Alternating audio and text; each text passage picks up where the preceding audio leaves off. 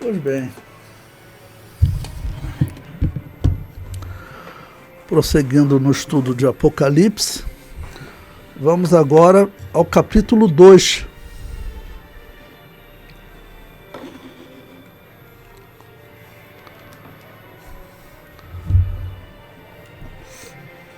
Versículo 8.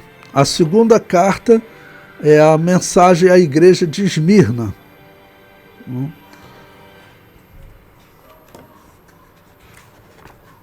Quem está com o livro está na página 54. Capítulo 5, em Algarismo Romano, a mensagem à igreja de Esmirna. Bom, então vamos começar com a leitura do capítulo 2, versículo 8. Que diz: E ao anjo da igreja que está em Esmirna, escreve: Isto diz o primeiro e o último, que foi morto e reviveu. Bom, vamos relembrar o significado dessas 7 cartas. Eu falei para vocês que, em primeiro lugar, existiam essas igrejas, tá bom? Eram igrejas que estavam na Ásia, elas estavam próximas, tá bom?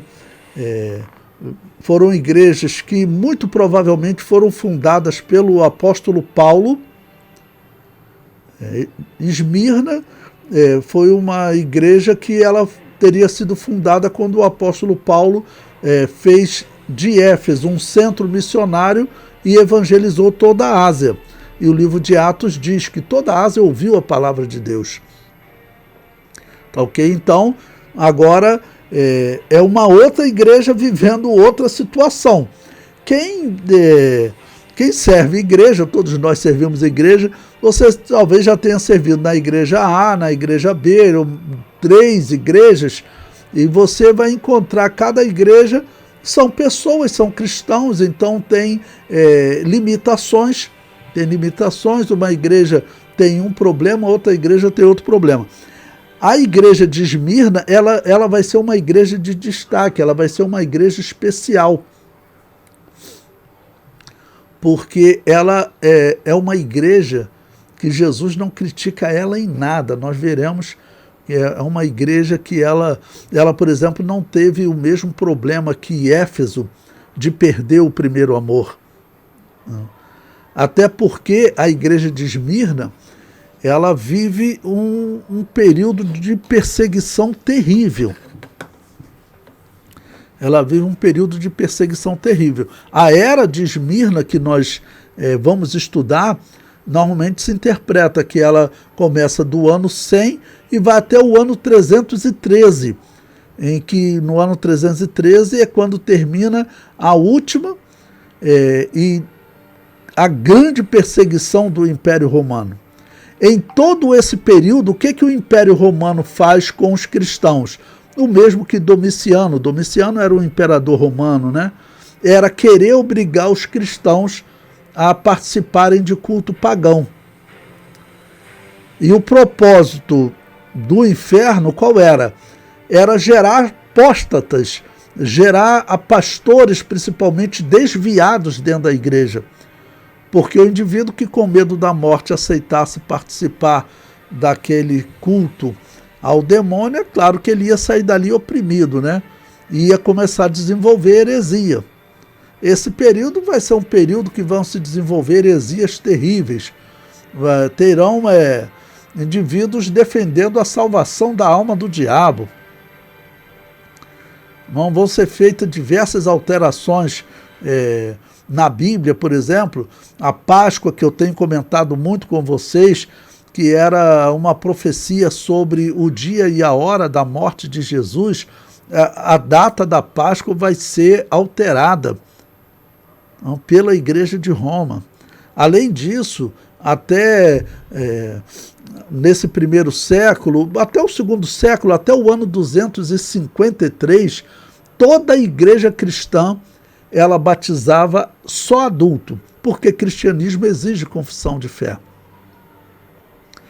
Mas esse mesmo indivíduo que defendeu a salvação da alma do diabo, Orígenes de Alexandria, ele também vai defender o batismo de recém-nascido, um batismo que não tem valor nenhum no cristianismo. Tá bom? E outras heresias que ele vai defender também, que a Igreja de Roma vai adotar, como a doutrina da morte de Deus na cruz. Esse período é um período que surge muita heresia. Por quê? Porque muitos pastores, e no caso como Orígenes, ele era um mestre, ele era um ensinador. Ele foi preso numa das piores perseguições desse período, talvez a segunda pior perseguição, que foi a do imperador Décio, porque esse imperador ele era um pagão, ele era dedicado ao paganismo, né? Então ele torturou muitos cristãos e Orígenes ficou preso e acabou sendo solto. E normalmente os cristãos morriam. Mas o resultado é que nós sabemos que ele se tornou um grande herege. Tá bom?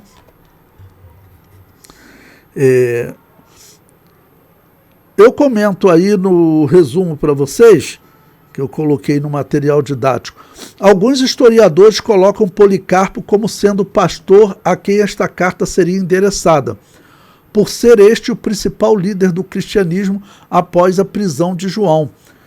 Mas os períodos proféticos não possuem um pastor específico, visto que este período que agora estudamos durará mais de 200 anos. Ele começa próximo do ano 100, vai até o ano 313, então seriam uns 213 anos.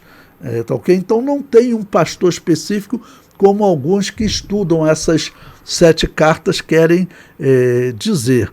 Tá ok? E comento mais, o período profético de Esmirna ocorreu entre os anos 100 e 313 da era cristã, quando terá fim a perseguição do Império Romano. Então, no livro eu comento que o Novo Testamento ele não relata como foi fundada essa igreja, mas nós sabemos que Policarpo realmente ele tinha uma importância nesse período, porque João já estava bem velho. Lembremos que o ministério de Jesus morreu lá próximo do ano 29 da era cristã. Vamos considerar, segundo a história, João seria bem jovem. Vamos considerar que ele tivesse 20 anos de idade nesse período. Se nós chegarmos no ano 95, quando ele morre, tá ok? São 65 anos de idade, 66, entre a morte de Jesus e a revelação de João, esse momento histórico. Tá bom? Então, se ele tinha 20 anos, mais 65, 66 anos, ele vai para 85, 86 anos. Então, era um senhor preso na ilha de Patmos, segundo a história. Depois ele foi solto, tá bom? Mas vamos dizer, já não tinha mais condições de estar pastoreando. Então, segundo a história, isso não está relatado na Bíblia, quem teria substituído João? Teria sido exatamente Policarpo. Policarpo seria aquele que substituiu João, ok? Bom, eu comento aí o capítulo 8, capítulo 2, versículo 8, ponto 2, 282, a era da igreja de Esmirna. E eu comento, Esmirna significa mirra. Mirra é uma substância extraída através de esmagamento de uma planta e que era utilizada na produção de perfumes. Isso simboliza a situação da igreja para com Deus, pois os cristãos que ali eram esmagados pela perseguição chegavam a Deus como um suave cheiro, um agradável perfume. Nesse período, nesses 213 anos, irmãos,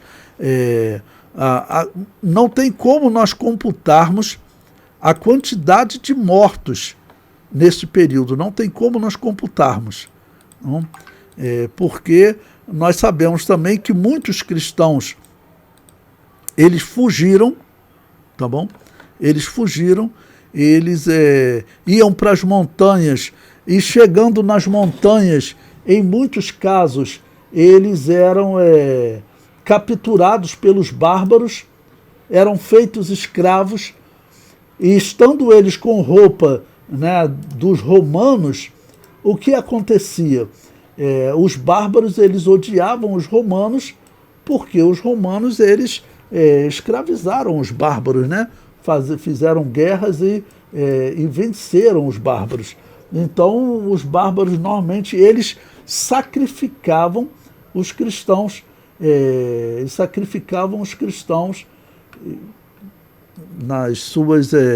nos seus rituais. Vocês conhecem ainda hoje as lendas que envolvem Odin e Thor.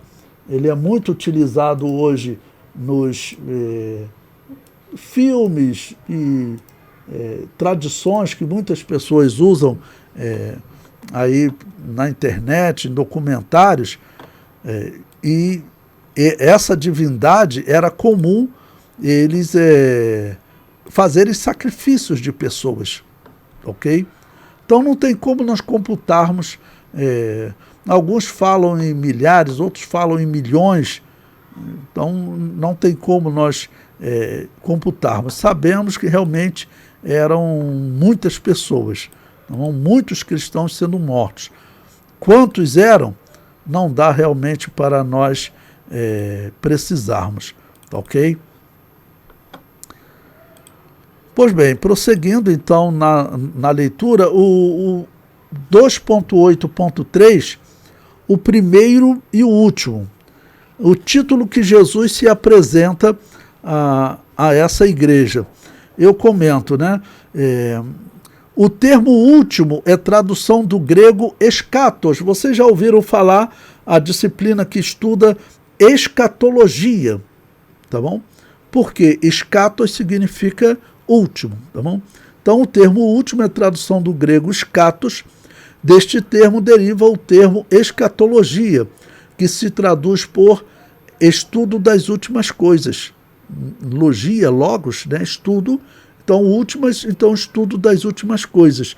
Isso simboliza a situação da igreja para com Deus, pois os cristãos que ali eram esmagados pela perseguição chegavam a Deus como um suave cheiro, um agradável perfume. Essa é o significado do termo mirra, né? E, vamos dizer, como as últimas coisas, porque eles estavam vivendo os últimos momentos da vida deles aqui na Terra. A quantidade de cristãos que sacrificaram, entregaram as suas vidas a Deus, sem aceitar cultuar o demônio, era muito grande. Era muito grande. Era muito grande. Diz a história que o cristianismo tinha crescido tanto e os templos pagãos estavam vazios. E assim os sacerdotes pagãos, perseguindo os cristãos, diziam para o imperador: olha, tem que obrigar esses cristãos a reconhecer os deuses, sacrificar os deuses e comer das coisas sacrificadas aos deuses. Eles faziam isso porque eles estavam perdendo espaço. E eles queriam, claro, que os cristãos se envolvessem naquele paganismo. Então diz a história que o cristianismo tinha crescido muito e a quantidade de presos era muito grande. Então diz que tinha momentos que eles tinha assim aquela fila imensa de pessoas para serem julgadas. E os romanos, pela lei romana, que era muito rígida, o que eles faziam? Eles tinham que fazer uma ata, porque estavam matando cidadãos romanos. E aquela quantidade, aquela fila gigantesca de pessoas, que eles tinham que fazer um julgamento rápido. E como era? Ele perguntava para a pessoa: é cristão? Se a pessoa respondesse sim, a morte. O soldado já enfiava a espada, matava o cristão. Vem outro: é cristão? Sim, a morte. É cristão? E acabava que, infelizmente, no meio daqueles tinha alguns que diziam que não. Ah, não é? Então você vai ali sacrificar a Júpiter e comer das coisas sacrificadas. Não? Mas o número de cristãos que morria era muito grande. Esse pastor Policarpo, que teria se tornado também pastor de Esmirna e que foi o grande líder depois de João, esse Policarpo, não?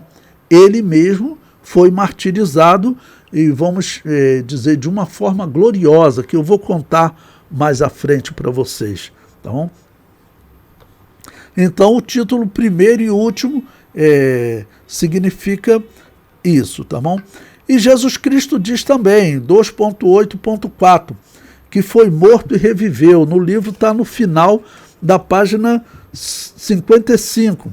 Eu comento, essa igreja era muito perseguida e muitos cristãos eram martirizados. Com este título, o Senhor Jesus estava fortalecendo os cristãos, dizendo que ele venceu a morte, né? Que foi morto e reviveu. E assim, os membros de Esmirna que morriam sem negar o Cristo reviveriam com ele. Jesus se apresenta como aquele que venceu a morte, levando uma palavra de ânimo para a igreja. A morte não foi o fim para ele, não será o fim para os cristãos de Esmirna que sofriam grande perseguição. Nós sabemos que a perseguição também ela diferenciava de cidade para cidade. Às vezes tinham um governador de uma cidade que ele não era um pagão extremista, né? Ele era só um pagão que ia lá cultuar, mas não tinha ódio pelos cristãos. Mas você sabe que aqueles sacerdotes do paganismo, aqueles sacerdotes espíritas, eles tinham um ódio ao cristianismo. O demônio que habita nessas pessoas, né, eles sabem diferenciar quem é o verdadeiro cristão.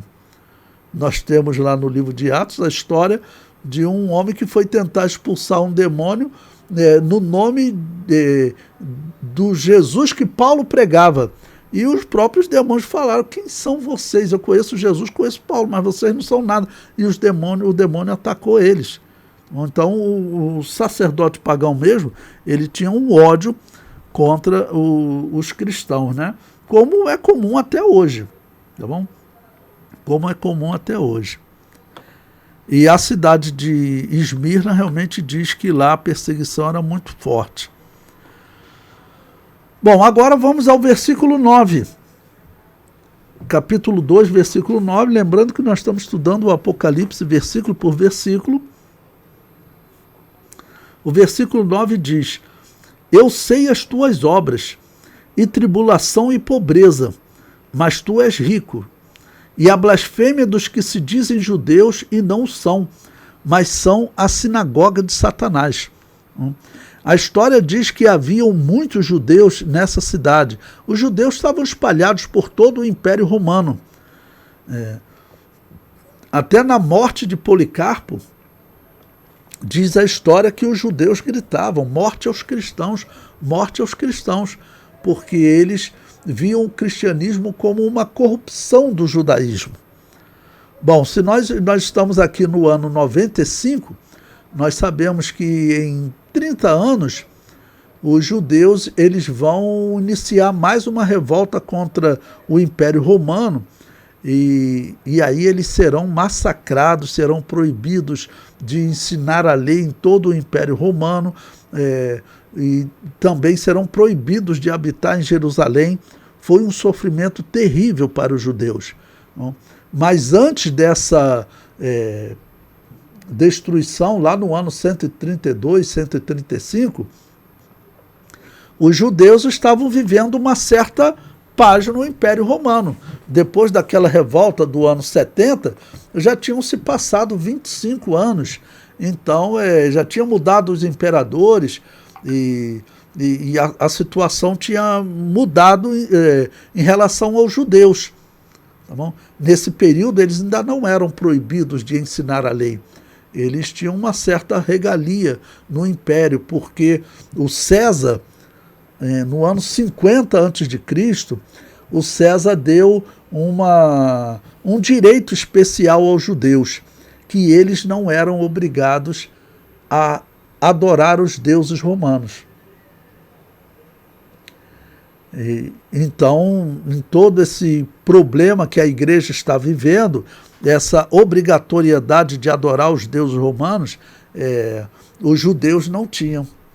eles tinham recebido o direito especial de servir só a um Deus, ao Deus de Israel, ao Deus da Bíblia. O César, o primeiro imperador romano, deu essa regalia a eles. Não? E eles, com essa regalia especial, o que eles fazem nesse período, eles colaboram.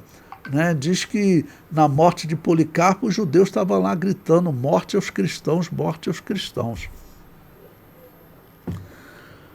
Bom, eu coloquei aí um comentário que diz também, está no livro na página 56. Haviam dois termos muito usados em grego para descrever pobreza. O termo penés, que significa falta de alguma coisa ou falta de posses. O segundo termo era o termo pitocheian, que significa pobreza extrema ou falta de tudo. O termo usado nesse texto é pitocheian. Os cristãos de Esmirna viviam em pobreza extrema. Bom, nesse período estava ocorrendo, ano 95, estava ocorrendo a perseguição de Domiciano. Esse imperador romano chamado Domiciano, ele tinha sido criado junto com os sacerdotes. Ele era diferente do seu irmão Tito, que era um general, estava sempre nas guerras.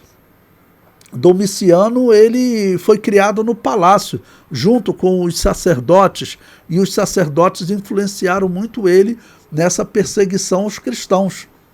Ok?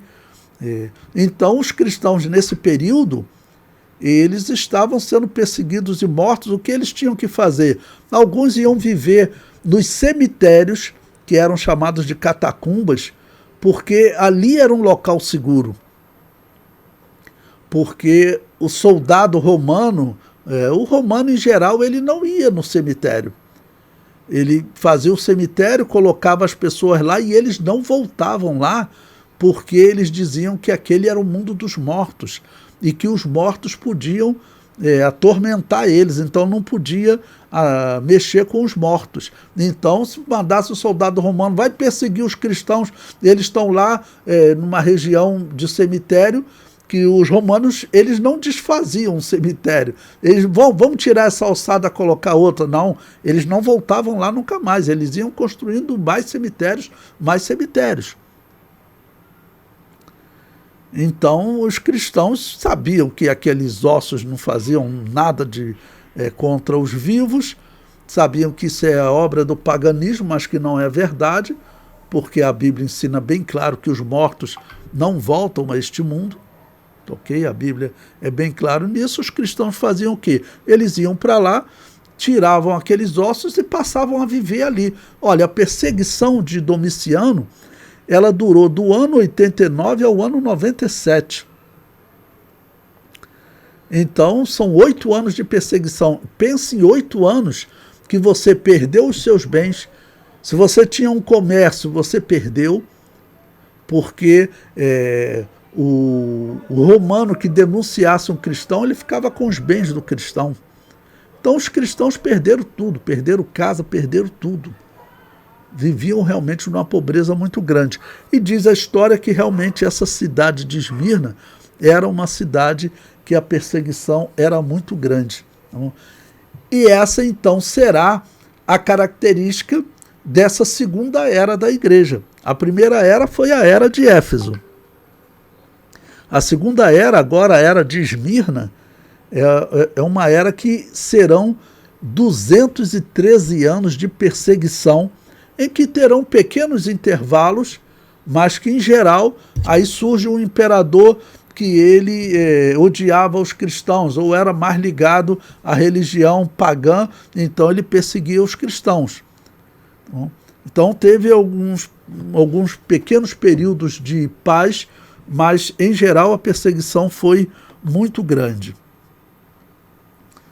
Pois bem, agora o capítulo 2, versículo 9, ainda, né, eu coloquei para vocês, blasfêmia dos que se dizem judeus.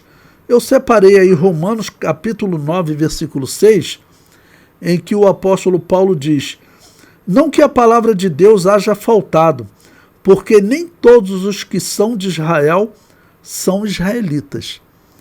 o apóstolo Paulo está dizendo que nem todos que seguem ao judaísmo seguem no interior. Por exemplo, em Romanos 2,28, ele diz: porque não é judeu o que o é exteriormente, nem é circuncisão a que o exteriormente na carne. Então, e eu comento aí, Esmirna era uma cidade povoada por muitos judeus, e estes iniciaram uma forte oposição aos cristãos.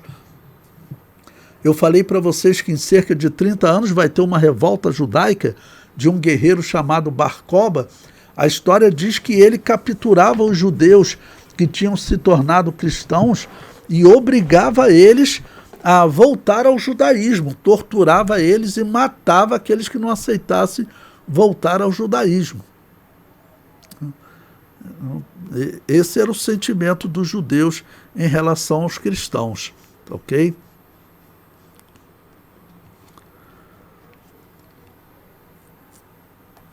Bom, agora vamos ao capítulo 2, versículo 10.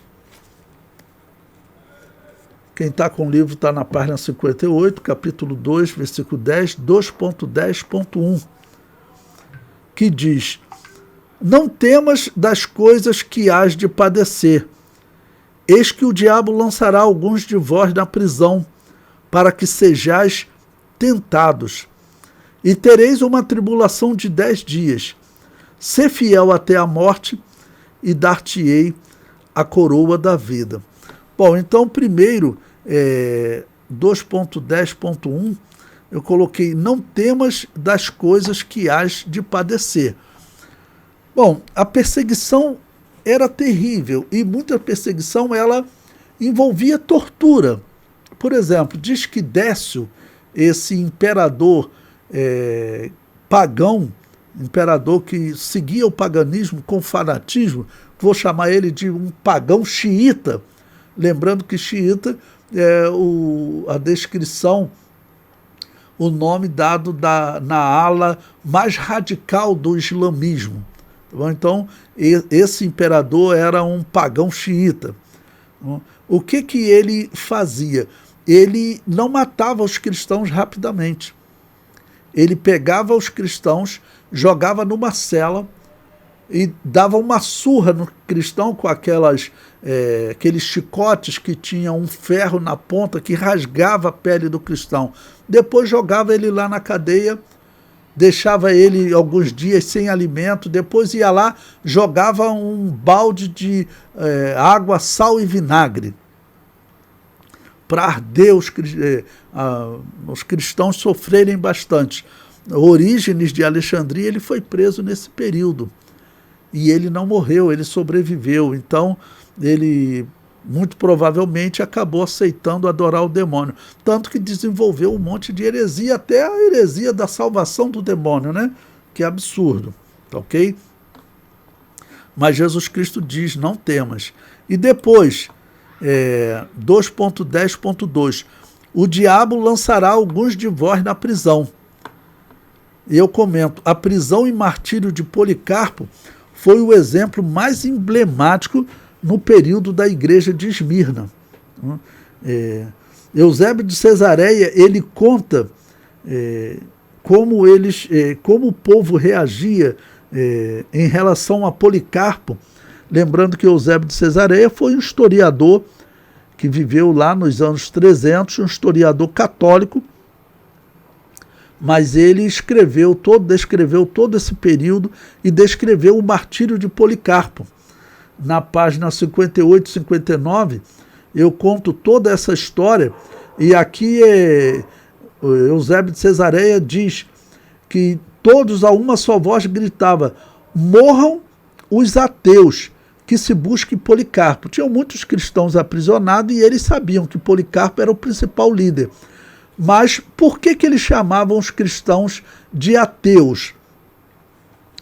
Como os cristãos não adoravam uma imagem de escultura, como os cristãos adoravam um Deus que não podia ser visto, acabou que os pagãos começaram a dizer o seguinte: na verdade, os cristãos não adoram nada. Se não tem uma imagem de escultura, eles não estão adorando Deus nenhum. Então, eles são ateus. Ou seja, acusavam os cristãos de ateus pelo fato dos cristãos não terem uma imagem do seu Deus. Então, eles falavam isso, morram os cristãos. E Eusébio de Cesareia também comenta, eu vou ler aqui rapidamente para vocês. Ele diz o seguinte: Policarpo, enquanto orava, está na página 59, numa visão que teve à noite, 3 dias antes de sua prisão, quando viu que o travesseiro de sua cabeceira se consumia completamente abrasado pelo fogo. Despertado pelo fato, logo interpretou para os presentes o ocorrido, quase adivinhando o futuro, e anunciou claramente aos circunstantes que ele haveria de morrer por Cristo no fogo. Porque Deus revelou ele antes como ele morreria. E por que a história de Policarpo ela é um destaque? Porque Deus revelou a Policarpo, e o que nós vemos na história, quando você lê a história completa, é que Deus realmente queria marcar a história para falar ao coração de cristãos na história. Até hoje, a história de Policarpo é uma das histórias mais lidas na história da igreja. Porque Policarpo ele foi levado diante, né, do imperador, de juízes romanos, e eles falavam para Policarpo: olha, dobra o joelho aí, se você é um senhor, eu fico sem jeito de te matar. Isso no ano 155, tá bom? Cerca de 60 anos depois da morte de João. É só você adorar Júpiter, que mal há nisso? E Policarpo fala não. Então eles soltam leões. Policarpo até falou: pode soltar os leões que eu sei que eles não vão fazer nada comigo, porque Deus já me revelou que eu vou morrer queimado. Então se você soltar leão, pode soltar. O leão foi, deitou perto de Policarpo, não fez nada com Policarpo.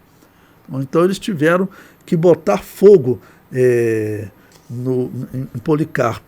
E a autoridade pedindo ele para amaldiçoar o nome de Cristo, eles tinham que, além de comer daquelas coisas sacrificadas ao demônio, eles tinham que amaldiçoar o nome de Cristo. E Policarpo, graças a Deus, não fez isso. No livro eu coloquei muitos fatos da vida de Policarpo, está nas páginas 59, 60, 61, até a página 62. São realmente muitas coisas interessantes e é inspirador ler a história desse homem. Policarpo era um homem de Deus. Morreu, honrou a palavra de Deus, porque cristão, ele sabe o que o espera logo após a morte. Então ele enfrenta a morte com naturalidade. Cristão enfrenta a morte com naturalidade. Ele não tem medo da morte. Ok? Bom, o termo 2.10.3 diz: tereis uma tribulação de 10 dias. Bom, essa profecia ela se cumpriu na maior de todas as perseguições que a igreja passou. Ela ocorreu do ano 303 a 313 da era cristã, nos dias do imperador Diocleciano.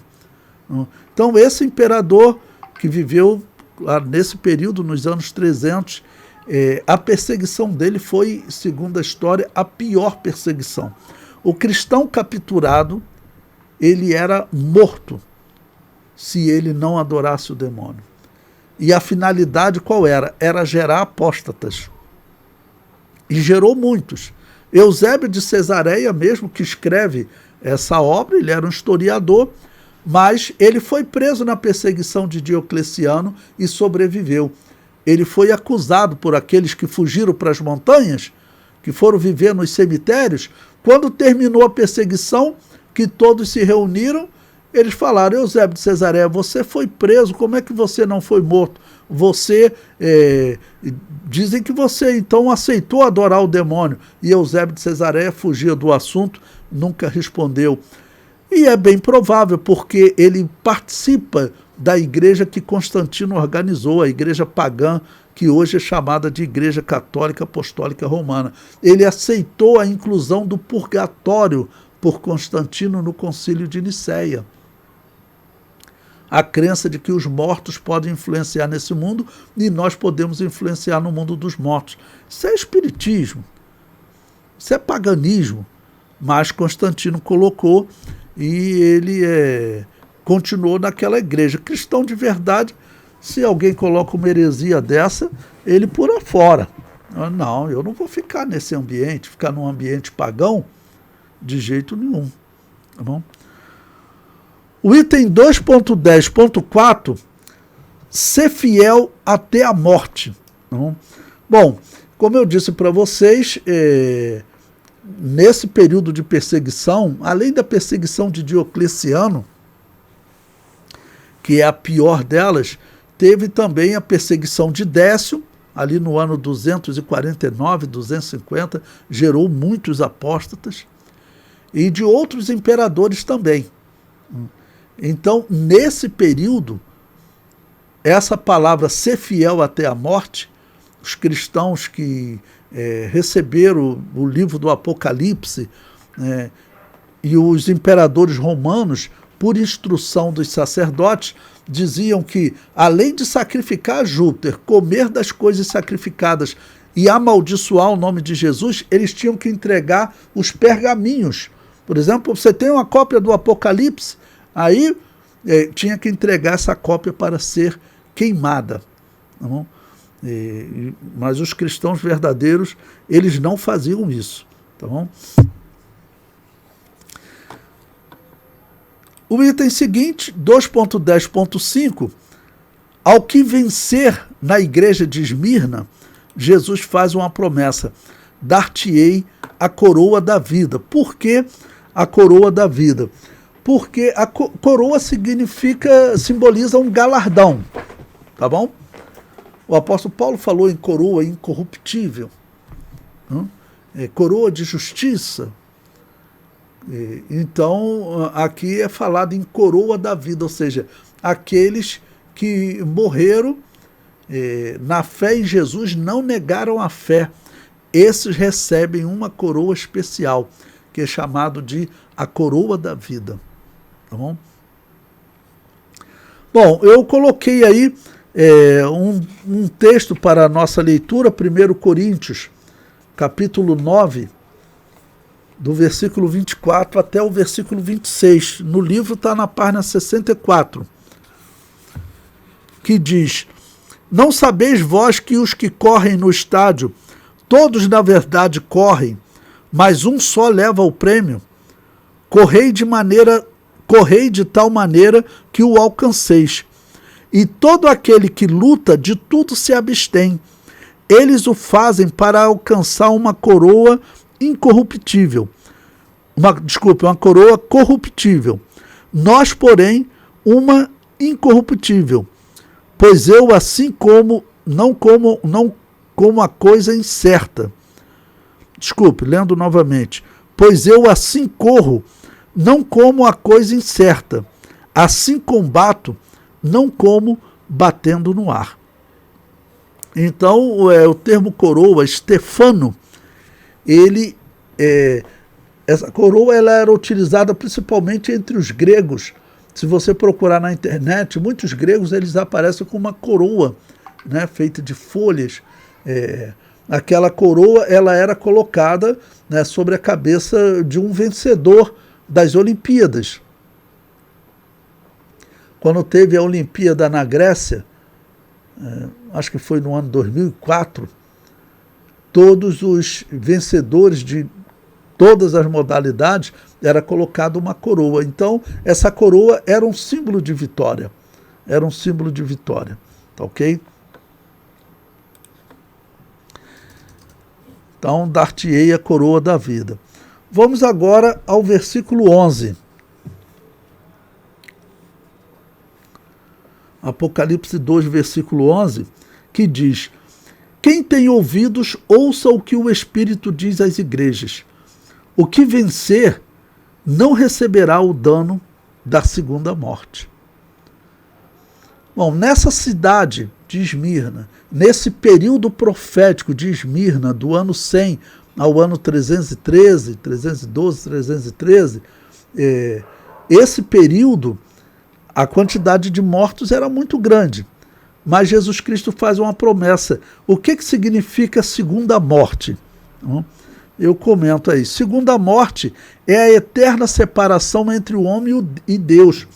Ocorrerá após o juízo final, quando a alma dos ímpios será lançada no lago que arde com fogo e enxofre. Então, aqueles que entregavam a sua vida pelo Evangelho, esses não vão passar por essa condenação, que é a segunda morte. Nós temos histórias espetaculares, e vocês devem ler esse período profético, como anunciado aqui. Temos a história de uma irmã que ela tinha sido mãe há pouco tempo, ela ainda estava amamentando seu filho, tá bom? E ela foi presa. E o seu pai ficou com a criança, e o seu pai incentivava ela, dizendo, olha, nega esse Jesus, quem é que vai criar o seu filho? Um recém-nascido, como é que vai fazer? E ela fala assim, não, eu não vou negar, Jesus vai cuidar dessa criança. E nós temos certeza que Jesus cuidou, nós não temos o relato do que aconteceu com esse menino na história, tá bom? Mas com certeza Jesus cuidou daquela criança, tá bom? E assim existem centenas de histórias de pessoas nesse período da história da igreja, né? Bom, como eu disse para vocês, essa igreja ela não foi repreendida em nada. Não, ela não foi repreendida em nada. A igreja de Éfeso, ou seja, a primeira igreja, ela foi repreendida. Diz que ela perdeu o primeiro amor. Ela perdeu o primeiro amor. Mas Esmirna não tem nenhuma repreensão. O que a gente conclui disso? Eu coloquei aí na página 65 uma comparação entre a igreja de Esmirna e, por exemplo, a igreja de Éfeso, a igreja de Pérgamo. A igreja de Pérgamo é retratado mesmo que tinha muitos apóstatas lá. Né? Era uma igreja que a palavra de Cristo não era a dominadora, não tinha prioridade. A igreja de Éfeso, que nós já estudamos, Pérgamo é a próxima igreja, né? Éfeso, a igreja que nós já estudamos, né? Uma igreja que ela tinha perdido o primeiro amor, e ali está o amor ágape. Isso é muito sério. A perseguição naquele período, infelizmente, afetou alguns. E por que afetava? Porque alguns cristãos não conseguem compreender a perseguição, o sofrimento. Ele considera que os cristãos eles deveriam viver aqui na terra só desfrutando das bênçãos. Mas Jesus avisou que nós sofreríamos perseguição. E a perseguição, o que ela faz com o cristão? Ela faz o cristão crescer. A perseguição faz o cristão crescer. Cresce a fé do cristão, cresce a dedicação do cristão, e chega ao ponto do cristão se afastar totalmente dos erros, a ponto de não ter uma repreensão. Não ter uma repreensão nessa igreja. Então, eu sempre digo que a perseguição, o sofrimento, ele é muito pedagógico. Ele ensina muito. Talvez aí o maior ensinador, o maior pedagogo do cristianismo, vamos dizer, é a perseguição. Tá bom? Então, o fato de não ter nenhuma repreensão a essa igreja mostra como é bom ser perseguido. Se você pudesse comparar hoje a igreja, eu estou falando igreja em geral, né? Se você for falar, não, aqui no Brasil tem igreja fiel, com certeza tem. Mas compare todos aqueles que se dizem cristãos, eu vou até falar, Assembleia de Deus, compare todas as Assembleias de Deus do Brasil com, por exemplo, uma igreja pentecostal que está vivendo lá no Irã, que está vivendo na Rússia, na China. Aqueles cristãos que estão lá no centro da perseguição, aqueles cristãos, eu posso garantir a vocês, eles não vão cometer o erro, por exemplo, que os cristãos do Brasil estão cometendo, se envolvendo com política a ponto de colocar políticos espíritas no púlpito, cantando corinho, como alguns fazem. Infelizmente, tem que falar isso. Tá bom? Então, lá nos países em que a perseguição está acontecendo, os cristãos estão morrendo, lá ninguém brinca de ser cristão. Ok? Outra coisa, no versículo 11, conclui essa igreja e você não encontra ali um despertamento, é o 2.11.3, a ausência de um despertamento à igreja de Esmirna. A igreja de Éfeso teve um despertamento, breve virei. As outras igrejas você vai encontrar um breve virei, todas elas falando um breve virei. Por que Esmirna não foi alertada?